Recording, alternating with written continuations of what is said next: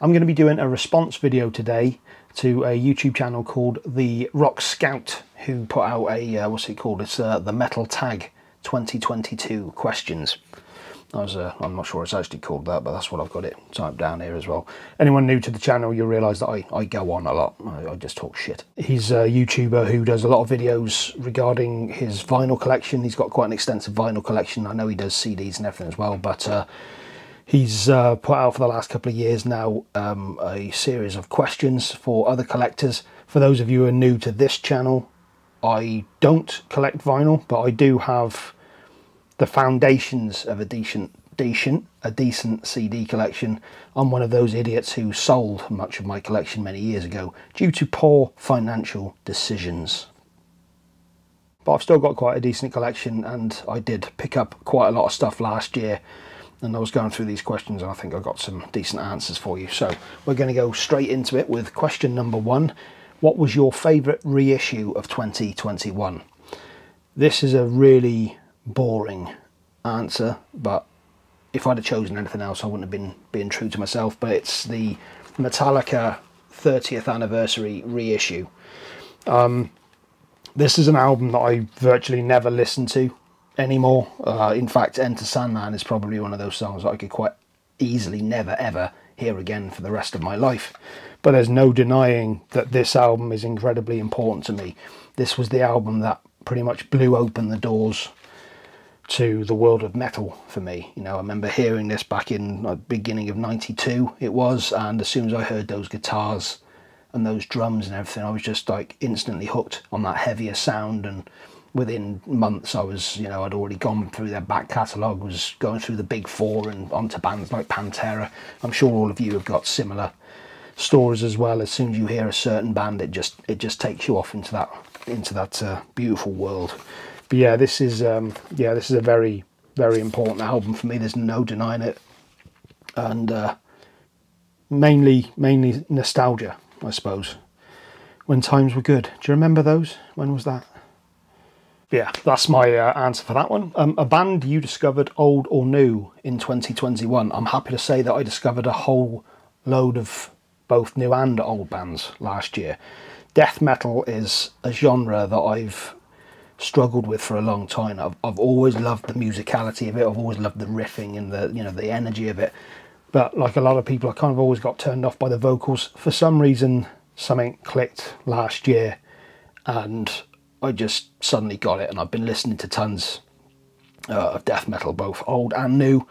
So I've been going back listening to all the sort of like early Entombed and Obituary and Cannibal Corpse, all those sorts of bands. Really getting back into those. Some of them I was kind of familiar with. I've always loved stuff like Napalm Death and Carcass, but certain bands I just never got into for some reason. But in terms of new bands, Gozudor, I'm not sure if that's how it's pronounced, with Morbid Despotic Ritual. That was a really great album. I really enjoyed that one. Sorry, again, I keep looking at the screen, not the... There was also another album by a band called 200 Stab Wounds called Slave to the Scalpel, which unfortunately I don't have a physical copy of yet. That was an outstanding album. And also Archspire, Bleed the Future. That was a really technical death metal. That's a absolutely solid album. Love that one. So yeah, there's only supposed to be one band that I mentioned, but hey, it's my video. Show an album with an outstanding vocal performance. For me, I was wondering where to go with this one, because, you know, do I go for that more operatic style, or, you know, literally the technical ability, or do I go for what I went for? And I've gone for what I went for, which is obvious, because that's I've chosen Ocean Machine by Devin Townsend. Now, obviously, everybody knows that this guy's got a great voice. I mean, how many reaction channels have reacted to his videos over the years? It's astonishing. But I think what gets me about this album, and especially the track The Death of Music, it's how emotional the vocal is.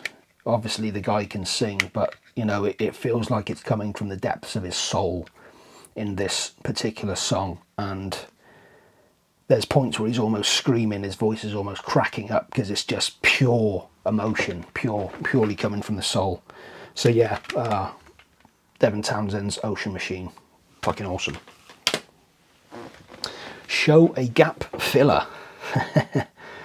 Okay, I've got a couple here, and the reason I've got a couple is because I'm not sure that the first two apply, but the first two is Hot Space and Flash Gordon by Queen. I actually only picked these up last week, and these are the only two albums that I didn't have to complete their discography. Like I said, I'm not sure that that applies to this because this is the metal tag, and you know, I'm not sure that you can apply that to, well, you certainly can't apply that to these two albums. But as far as the metal side of things goes, I guess Sepultura's Morbid Visions and Beastial Devastation EP. This is another one that I got to complete the collection. It's not bad, and I do like having it. But as I mentioned earlier, I'm currently rebuilding my collection, so I don't really have a great deal to choose from. The production on this is god-awful. It is an interesting snapshot because it gives, you know, there is glimpses of what's to come. But I mean, in all honesty, when I listen to Sepultura, it's always from Schizophrenia onwards. And I love some of the Derek Green stuff as well. The last two albums I did with Derek Green are absolutely spot on. But yeah, Sepultura, Morbid Visions. Show a cheap pickup from 2021. This was quite an easy one for me. Iron Monkey. This is the re-release from I can't remember what year this was, 2009 by the looks of it. But yeah, this is the first. Well, yeah, I mean they have done the third album now, but this was their first two albums, the self-titled Iron Monkey and Our Problem, and these were re-released in this, you know, this little package here. Both albums have bonus tracks on, and there's a little booklet as well that kind of, you know, explains the you know, a brief history of the band. But I picked this up on eBay for £5. You know, it's one of those ones I just put a bid on without really thinking about it, thinking, you know, it won't go for that. And yeah, I got it for £5. I was really happy with that. I know that this goes for a lot more than that, a lot more than that. I'm lucky enough that I do already have the original CDs as well, so I've got the original copies still. But yeah, this one has a whole bunch of extras on there as well, and this is a very underrated band. Love that. Favourite artwork from a new release? I would probably say Hushton Grim by Mastodon. This album, of course, was dedicated to the memory of Nick John, their manager and friend, who very sadly passed away from cancer in 2018, I want to say. And I just love this artwork. It's one of those ones, you know, when you first look at it, you don't know really what it represents, but the more you look into it, the more you get out of it. I believe it's supposed to be the Tree of Life, and in fact the character that you see there is, I think that's supposed to be Nick John himself at the wheel, steering the ship, so to speak. But there's a lot more to it than that. But yeah, it's just a beautiful piece of artwork. And while we're on this album, favourite track from 2021, there were a ton of tracks that I absolutely adored from last year, but Gigantium, blimey, Gigantium, which is the last track on this album, is absolutely glorious. The build up to it is just, it's just really intense. It gets me every time. It's a very emotional song. It's pretty much the band declaring their love for their dear friend Nick John, and it features one of Brent Hines' greatest guitar solos that he's ever done. It's just an absolutely beautiful song. It's a beautiful album as well, actually. But yeah, that's my favourite track of 2021. A song that became an earworm. I'm not sure if this is meant to be in a positive or negative context, but god damn it, we've had enough negativity lately, so let's go for a positive. Dance of Ixtab by Carcass. Again, I wasn't sure whether this was supposed to be from last year or just in general, but I went for one from last year. There was quite a few earworms for me last year in terms of, you know, some of their new Cannibal Corpse stuff. Was the opening riff to what's the opening track? Murderous Rampage. That keeps cropping up in my head. But yeah, Dance of Ixtab from Torn Arteries. The opening drums, this slow, groovy, you know, drum beat that lulls you in, and then you get this really swaggering, groovy riff. You know, one of Bill Steer's blues-drenched great riffs. It's just one of those ones I quite often find myself just sort of, I mean, I could go on. Yeah, Dance of Ixtab. Torn Artery is one of my favourite albums of last year as well. My God, such a good album. 2 albums destined to be culled from your collection. Well, as I said, I'm currently rebuilding my collection at the moment, but I guess if I had to choose any at the moment, it would be these 2 pieces of shit. Not good albums. A band you have gone off. Question number 10 we're on now, by the way. I think I was thinking about this and I just kept coming back to Lamb of God. I used to really enjoy that band a lot. I mean, what was it? As the Palaces Burn and Ashes of the Wake were amazing albums. And Sacrament and Wrath I've also got a lot of time for as well, but pretty much from Resolution onwards, was that 2012? I just find them boring as hell. I hate to admit it. I think a lot of times when you're into a band, you like to try and excuse bad albums, but there's no denying I've just been pretty much bored by everything they've put out.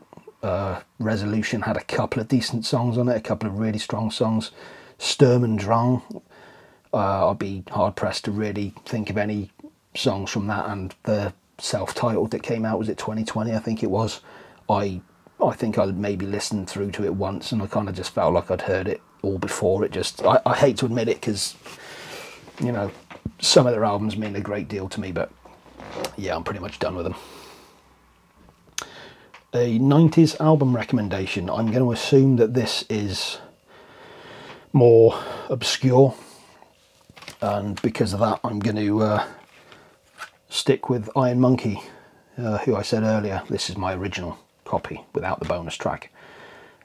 This is a band that I don't hear people mention a huge amount about anymore.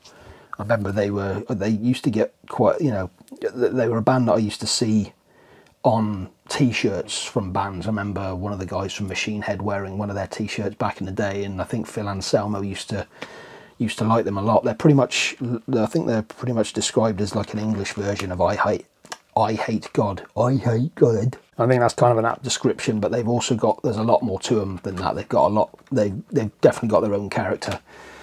And this is just a great album. As soon as you hear the opening to Think Dial, just that unmistakable tone and that, it just puts me in a happy place. It's one of those, it's a heavy album, real heavy.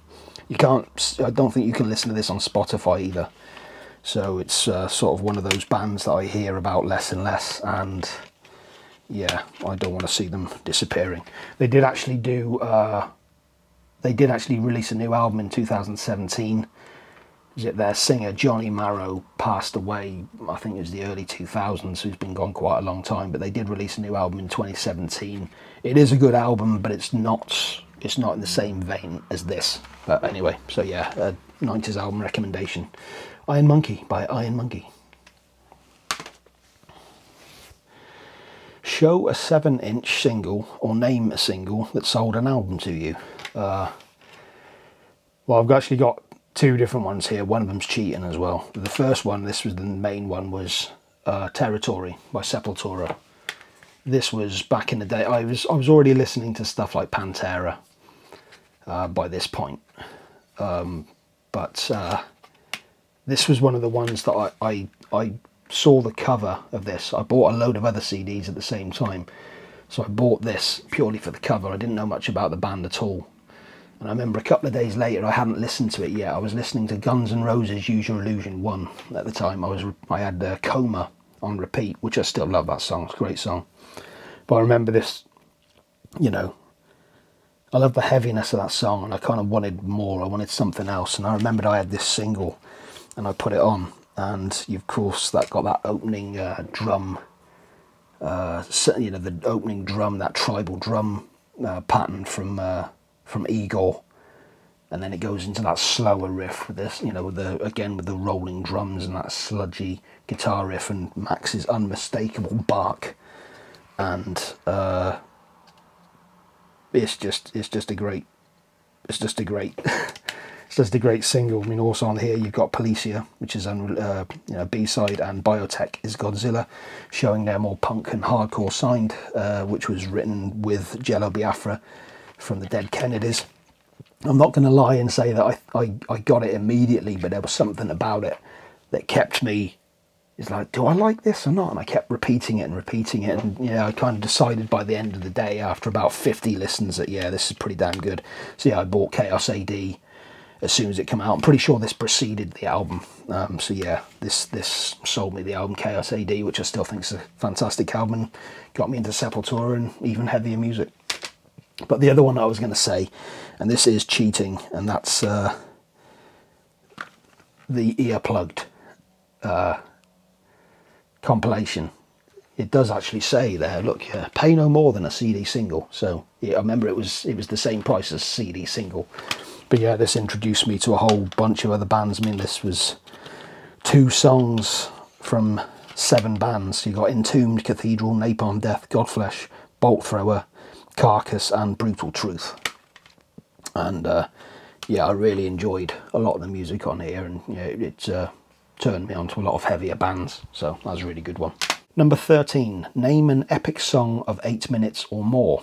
Well, the first ones that sprung to mind was Hearts Alive from Leviathan by Mastodon. That's an incredible song. Or Last Baron from Crack the Sky. I mean, you could choose any Opeth or Devon Townsend, or, you know, I've never been into Dream Theater or anything like that, so why did I bring them up?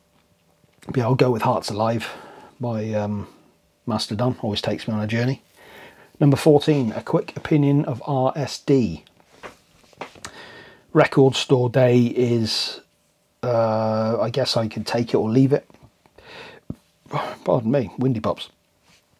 I don't have a huge amount of vinyl, but pretty much most of what I do have is stuff that I've gotten on Record Store Day. The county that I live in, there's probably about 3 or 4 independent record stores within a like 30-mile radius, so it can make for an interesting day out for me. You know, I could, you know, start in my hometown and kind of just travel around. It's more of an excuse just to go to different stores more than anything. But I've kind of found less and less that I've been interested in over the years, but it is something that I always keep an eye on and I always check out. I do get frustrated with it though. I've heard a few other people mention this as well. It's really annoying when you see a lot of this stuff on eBay for like 3 times the price within hours of it getting released. It's just really, really damn annoying. And I know a lot of other people have mentioned as well how a lot of smaller bands have a harder time, especially now that we've got all sorts of shortages going on. It's quite often the bigger bands who, you know, step on people's toes. But yeah, I mean, I can take it or leave it, but I always check it out when it's happening. You know what I mean? What's part of your music setup would you change?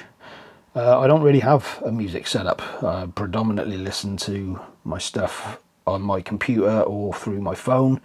I have some pretty decent headphones, so, you know, I've definitely got the volume and the clarity there, so there's no problem there. But I mean, I would like to have a decent setup. That being said, I've got my interface here for playing guitar through, and I've got my monitor speakers, so I can actually, you know, if I do want to, I can actually, you know, play it pretty goddamn loud if I want to. But yeah, a musical setup would be quite nice. Biggest musical disappointment of 2021? I guess it would be live shows, or the lack thereof. There's so much stuff that still gets cancelled or pushed on, and you know, I know a lot of people who've been supposed to be going to gigs, and yet again it's been cancelled till next year. It's nobody's fault. It's just the, you know, it's the current situation. But it sucks for bands that they can't get out and make a living. You know what I mean? It's you know, we need to keep this music scene alive. I think maybe that's part of why I've been buying a lot more this year as well. You know, I've been buying a lot more t-shirts and the actual physical releases, because, you know, it's a way of just supporting the bands out there, you know. Number 17, Number 17, name an album you are expecting and looking forward to in 2022. There's quite a few, but the 2 main ones that, you know, instantly came to mind is the new Crowbar album, Zero and Below, which is coming out on the 4th of March. I love Crowbar. My God, Kurt Winstein, can he make a heavy riff? Good Lord. And the other one is the Napalm Death EP, which I think is coming out February 11th. I mean, there's a ton of stuff coming out soon, but those were the two main ones that really sprung out to me. The last Napalm Death album was awesome. Oh my god, I loved that album. That was so damn good. Number 18, who would you like to see release a solo album? I really struggled with this, coming out with a name, primarily because so many of the bands that I listen to, members of the bands have already done solo stuff. The first name that kind of sprung to mind was Matt Pike, from High on Fire and Sleep, of course. And he is actually putting out, I don't know if it's classed as a solo, I think it is primarily his album. I know people like Brent Hines and everyone are taking part in it, but yeah, I'm pretty sure it's a Matt Pike solo project, so I'd love to see that, and it will be happening, so yeah, that's great. Show a placeholder album that you would rebuy in better condition. Well, as I've stated many times, I'm currently in the process of rebuilding my collection, so that's not really something I can answer. However, what I thought I'd do is, if there was an album that I could have back that I sold many years ago, I wish I could have back my Typo Negative Bloody Kisses Top Shelf Edition CD. It was a digipack version of the album that took out We Hate Everyone and Kill All the White People, you know, the hardcore songs. And I think I seem to think it got rid of all the interlude pieces, so you were just left with the more gothic songs. And it also had the inclusion of Suspended in Dusk, which was a B-side. I think it's like an 8 or 9 minute song, which really fit in well with the you know, the sequencing of the album. I mean, to be honest, there's a lot of albums I've sold back in the day which I really, really wish I still had. So, hey, make better financial decisions. And the final question, number 20. Because of cost or availability, what album have you yet to pick up? Now, again, I don't know if this is overall or if this is last year. I'm going to go for last year. And another boring answer, I'm afraid, to see things out. But I would have actually loved to have had the deluxe vinyl edition of the Black Album. I think there was about 14 odd CDs that come with it. Live shows, remixes, demos, you know, early versions, loads of live stuff. There was a ton of great stuff in that set, including a load of DVDs and everything as well. So I really would have liked that, but yeah, money was not to be. I would love to collect more vinyl, I'd absolutely love to, but money is somewhat scarce, and I can literally buy 3 or 4 times the amount of CDs as I can for getting vinyl. So yeah, I'm pretty sure that CDs is what I'm going to be going with. But anyway, that's my answers to that. Hope you all enjoyed that. I will be back very soon with more videos. For anyone who is new to the channel, make sure you like and subscribe. I will be back very soon with I'm going to be doing my top 20 most meaningful albums from my teens. I've got my most anticipated albums of next year. I've got that list coming out soon, and I'm going to start doing a load of reviews again, and also a monthly update of my collection as well. So we'll see where we'll go. But if I don't see you again, then maybe I'll see you next year for the next year's Metal Tag questions, and hopefully by that point I'll have an even more impressive collection for you. So take care of yourselves, have a good 2022, and I'm just going to say take care of yourselves again, because I've just realised I don't have anything else to say.